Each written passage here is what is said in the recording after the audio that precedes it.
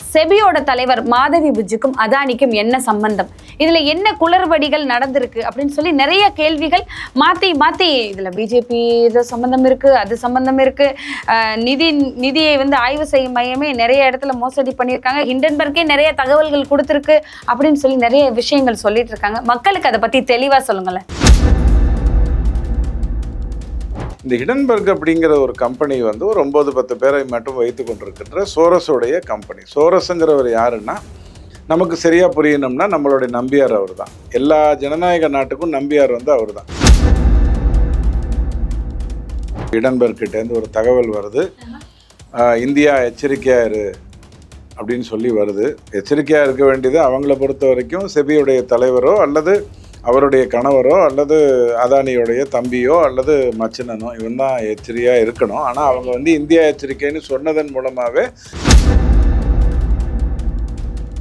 இது வரைக்கும் அவங்க கொடுத்த தகவல்களில் ஒரு 3 கம்பெனி தன்னுடைய மொத்த வியாபாரத்தை சிதைச்சிட்டு போயிருக்கு. சார், இப்போ அவங்க நிறைய தகவல்கள் கொடுத்துருக்காங்க. அதானியை போல அம்பானியை பற்றி ஏதாவது தகவல் ஹிண்டன்பர்க் கொடுக்க மாட்டாங்க. ஏன்னா அம்பானிங்கிறவர் எல்லாருக்குமான தலைவர், எல்லாரோடையும் சகவாசம் இருக்கு.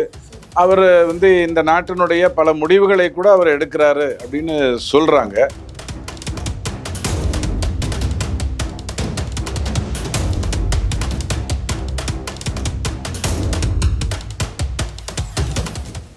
வணக்கம் சார். வணக்கம் சார், இப்போ நிறைய இடங்கள்ல இப்போ தொடர்ந்து ஒரு 4-5 நாட்களாக எல்லா இடங்களையும் பேசிட்டு இருக்கிறது ஹிண்டன்பர்க்கை பத்தி தான் பேசிட்டு இருக்கிறாங்க.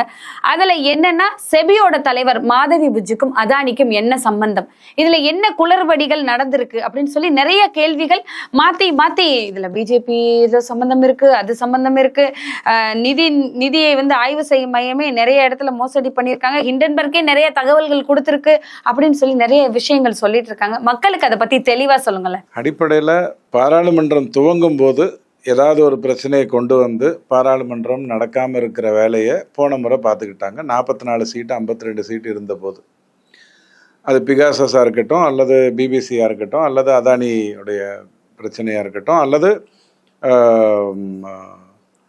மணிப்பூராக இருக்கட்டும், இந்த முறை அவங்க முயற்சி பண்ணது பாராளுமன்றத்தினுடைய கடைசி நாளில் புயலை கிளப்பணும்.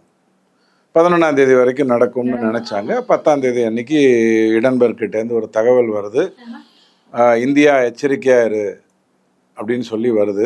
எச்சரிக்கையாக இருக்க வேண்டியது அவங்கள பொறுத்த வரைக்கும் செபியுடைய தலைவரோ அல்லது அவருடைய கணவரோ அல்லது அதானியோடைய தம்பியோ அல்லது மச்சினனோ இவன் தான் எச்சரிக்கையாக இருக்கணும். ஆனால் அவங்க இந்தியா எச்சரிக்கைன்னு சொன்னதன் மூலமாகவே இந்த வடிவேல் ஒரு படத்தில் 100வது திருட்டுன்னு சொல்ல உடனே எல்லா பக்கமும் 100வது திருட்டுக்கு போகும் போஸ்டர் அடிக்கிற மாதிரி அடிச்சு விட்டாங்க.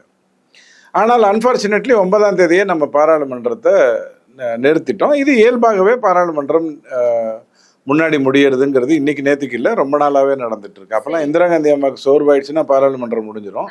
இப்போ அப்படி இல்லை, மேட்டர் முடிஞ்சு அப்படிங்கிறதுனால இந்த ஹிண்டன்பர்க் அப்படிங்கிற ஒரு கம்பெனி ஒரு 9-10 பேரை மட்டும் வைத்து கொண்டிருக்கின்ற சோரஸோடைய கம்பெனி. சோரஸுங்கிறவர் யாருன்னா, நமக்கு சரியாக புரியணும்னா நம்மளுடைய நம்பியார் அவர் தான். எல்லா ஜனநாயக நாட்டுக்கும் நம்பியார் அவர் தான். நம்பியார் இயல்பாகவே ரொம்ப நல்லவர். திரைப்பட நம்பியார் தான் நான் சொல்கிறேன். ஸோ இவங்க என்ன பண்ணுவாங்க அப்படின்னா, ஒரு கம்பெனியை ஆராய்ச்சி செய்கிறேன் அப்படிங்கிற படியில் அதில் இருக்கக்கூடிய முரண்பாடுகளை எடுத்து சொல்லி இவ்வளோ முரண்பாடுகளோட நடக்குது அப்படின்னு ஒரு தகவலை கொடுத்துருவாங்க. ஹிண்டன்பர்க் தான் சார் கொடுப்பாங்க. இப்போ ஷேர் மார்க்கெட்டில் இருக்கிறவங்க 3 வகை. ஒன்று தெளிவாக ஸ்ட்ராட்டஜிக்காக நான் இந்த இடத்துல என்னுடைய பணத்தை போடணும், இது வளரும், அதனால் நான் லாபம் அடைவேன் அப்படின்னு சொல்லி பங்குகளின் மூலமாக, டிவிடெண்டின் மூலமாக, பங்குகளின் விலை உயர்வின் மூலமாக லாபம் சம்பாதிக்கக்கூடிய அறிவாளிகள். அது ஒரு பக்கம். 2வது ஒரு டைப் இருக்கு. நான் இன்னைக்கு வருவேன், காலையில் ஏதோ ஒன்றுத்துல போடுவேன், சாயங்காலம் அது என்ன விற்குதோ அதை வாங்கிட்டு போயிட்டே இருப்பேன். இது டெய்லி அந்த மார்க்கெட்டில் போய் அன்னாடங்காட்சி மாதிரியான ஷேர் மார்க்கெட்டில் இருக்கக்கூடிய. நான் 3வது வகை அப்படிங்கிறது இந்த 2த்துக்குமான அறகுறை, ஒரு ஆப் பாயில்.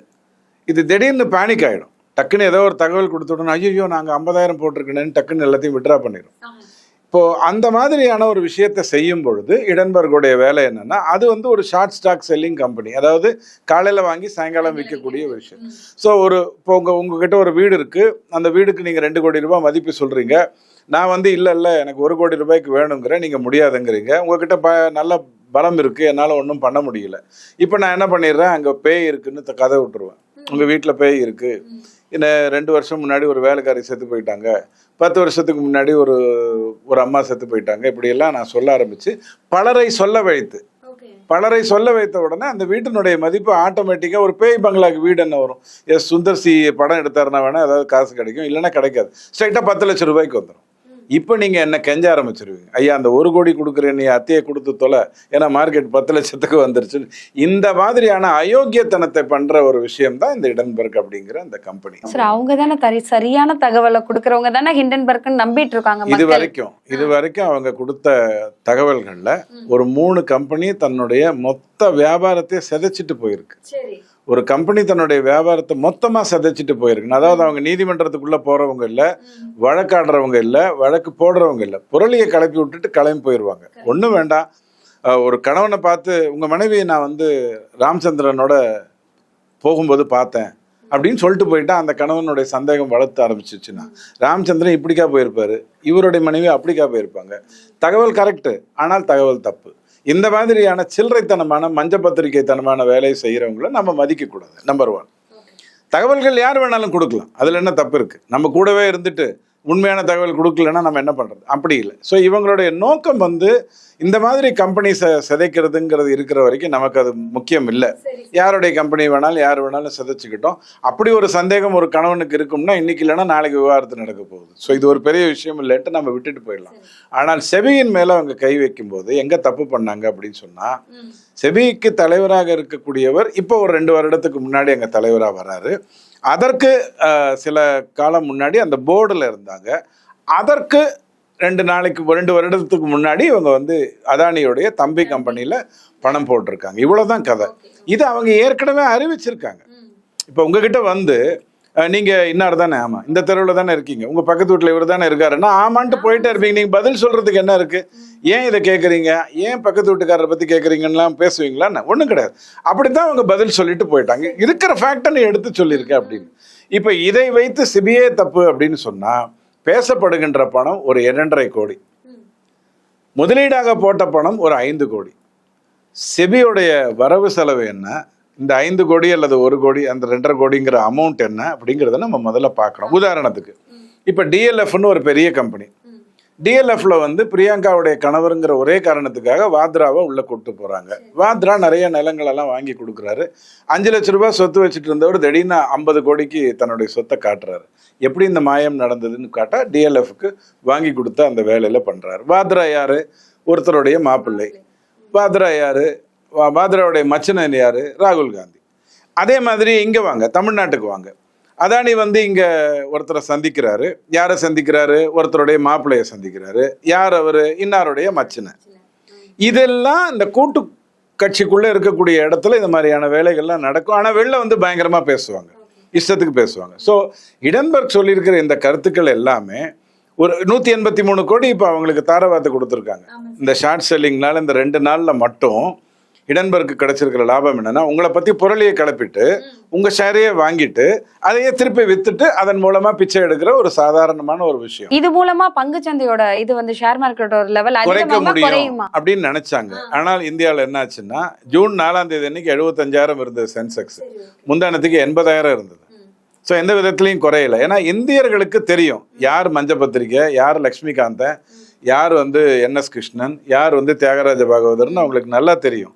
ஸோ அதை வைத்துக்கொண்டு அவர்களுடைய கருத்துக்களை கொண்டு வருவாங்க. சரி சரி. இப்போ நியூவா ஹிண்டன்பர்க் என்ன மாதிரியான தகவல் கொடுத்துருக்காங்க? இப்போ கொடுத்துருக்கிறது இந்த தகவல் தான். அதாவது இவங்க ஒரு வர்த்தகத்தில் இருந்தாங்க, ஷேர் மார்க்கெட்டில் இருந்தாங்க. ஷேர் மார்க்கெட்டில் இருக்கும்போது இவங்க அதானியுடைய தம்பி கம்பெனிக்கு பணம் போட்டாங்களா, அதுக்கப்புறம் செபிக்கு வந்தாங்க, தலைவரானாங்க. இதன் மூலமா ஏதோ தவறு நடந்துருச்சு அப்படின்னு ஒரு கோடு போடுறது. நான் சொன்னேன் இல்லையா, ராமச்சந்திரன் இப்படிக்கா நடந்து போனாரு, இன்னாருடைய மனைவி அப்படிக்கா நடந்து போனாங்க. தகவல் 2 பேரும் ரோட்ல போனாங்கன்னு சொல்லிட்டா சந்தேகங்கள் எந்த விதமாகவும் வரும் இல்லையா, அந்த மாதிரியான விஷயத்தை தான் அவங்க பண்ண நினைச்சாங்க. சக்சஸ் ஆகலை. அதானியை பொறுத்த வரைக்கும் அவர் ஒரு வியாபாரி. அவரை பற்றி பேச வேண்டிய அவசியம் பிஜேபிக்கு இல்லை, பிஜேபியோடைய அரசுக்கும் இல்லை, இந்திய அரசுக்கும் இல்லை. ஏன்னா அவர் இந்தியாவில் இருக்கக்கூடிய பல வியாபாரிகள்ல ஒருத்தர். சரத்பவார்கிட்ட போய் கேட்டிங்கன்னா வேணா இந்தி கூட்டணியிலேருந்து வாயை திறக்க மாட்டார், அதானியை பற்றி வாயை திறக்க மாட்டார். மற்றவங்க பேசுவாங்க, அதில் ஒன்றும் பெரியது. இப்போ என்ன இந்தியாவுக்கு இதனால் என்ன பாதிப்பு நடந்தது? ஒரு 2 நாள் உடனே டக்குன்னு அந்த இடன்பர்க்கு ஒரு 183 கோடி இந்த ஷார்ட் ஸ்டாக் சேல் மூலமா வந்தது. இது மாதிரியான விஷயங்கள்லாம் மலிந்து போயிடும். இதுக்கப்புறம் அவங்க என்ன சொன்னாலும் பெருசா இம்பாக்ட் இருக்காது. ஸோ அவங்க செய்ததை ஏற்கனவே ஒரு முறை தப்பு பண்ணாங்க, சுட்டி காட்டணும், கேட்கல. இப்போ 2வது முறை தப்பு பண்ணியிருக்காங்க. இதற்கு பிறகு அவங்களுக்கான மதிப்பை அவங்களே இழப்பாங்க.